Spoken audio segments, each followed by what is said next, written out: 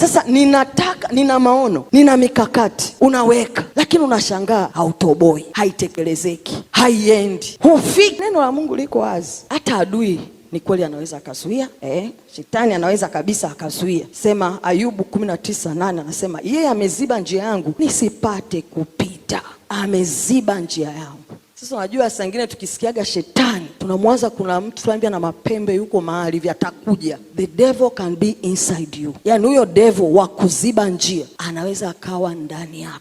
Mawazo yako, namna yako ya kuamua, unachokiri kwenye maisha yako, kile chenyewe kinafunga njia, kinakufanya usione wapi ambako unaelekea. Nake wapendwa, wengi sana tunakiri kushindwa kabla ya kuanza. Unajua kuna watu wanataka kuchukua hatua, anaanza kwanza na maombi ya vita. Sasa alikwambia kuna vita nani? Hata hujaanza. Kwa nini? Ufahamu